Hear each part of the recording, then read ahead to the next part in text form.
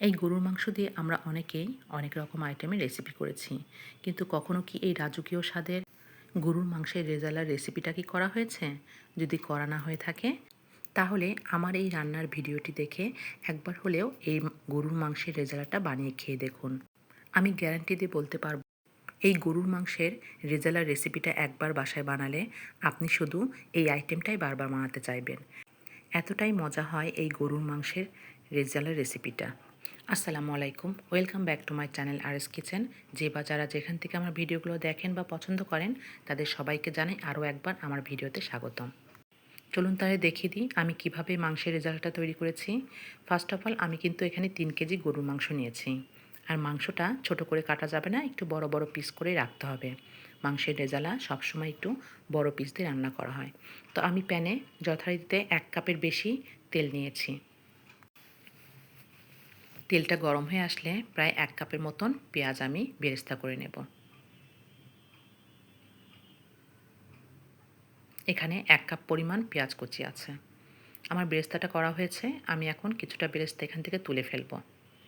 এবং আমি কিন্তু এই তেলের ভেতরেই মাংসটা রান্না করব, এজন্য আমি তেলটা আর ওয়েস্ট করব না, এরকমই রেখে দেব। আমি কিন্তু আলাদা করে একটা মশলা পেস্ট বানিয়ে নিচ্ছি। এখানে 1 কাপের মতন পেঁয়াজ বাটা আছে, নিয়ে নিলাম 2 টেবিল চামচের মতন রসুন বাটা,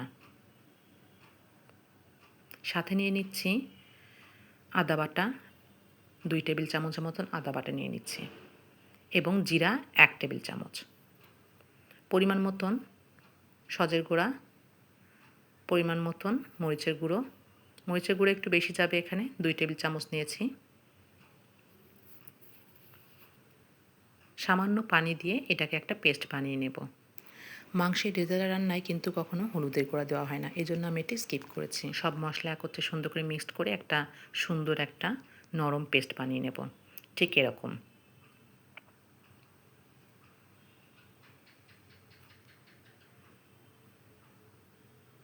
এখন কিন্তু আমি ওই তেলের ভেতরে কিছুটা বেরেস্তাও আছে, এর ভেতরে আমি মশলাটা দিয়ে দেব।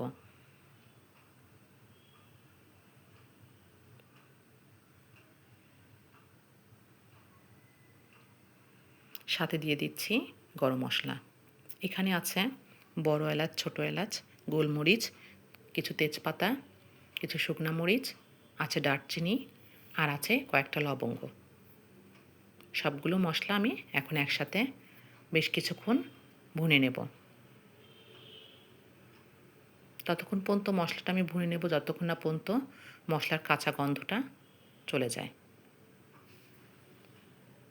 পরিমাণ মতো আমি লবণ দিয়ে দিচ্ছি।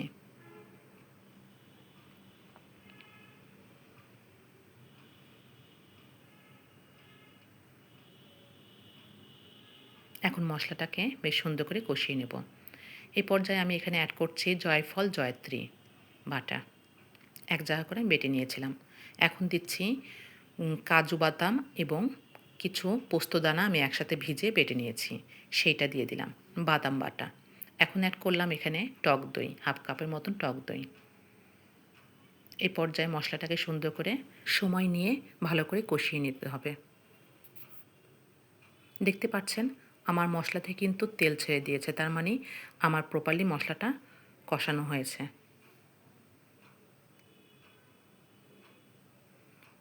মশলাটা একটু সময় ধরে কষাতে হবে। মশলা কষানোর পরে আমি গোস্তগুলো এর ভেতরে দিয়ে দেব।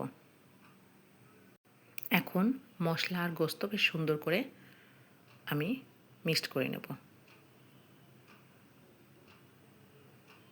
প্রথম পর্যায়ে পানি দেওয়ার প্রয়োজন নেই, কারণ এই মাংস থেকে পানি ছাড়বে। তো ভালো করে মিক্সড করে আমি এটাকে রেখে দেবো ঢেকে 15 থেকে 20 মিনিটের জন্য। অবশ্যই চুলার তাপটা কিন্তু লো করে দিতে হবে, কারণ রান্নাটা এর থেকে যে পানি বাড়াবে সেটা দিয়েই আমার রান্নাটা প্রায় 70% হয়ে যাবে। তো মাথায় রাখতে হবে নিচে যেন না লেগে যায়। মশলা একবার লেগে গেলে কিন্তু মাংসের সেন্টটা একদমই নষ্ট হয়ে যাবে। আমার মাংসটা কিন্তু সুন্দর করে কষানো হয়েছে, পানিও কমে গেছে। এই পর্যায়ে আমি প্রায় 1 লিটারের মতন দুধ অ্যাড করলাম।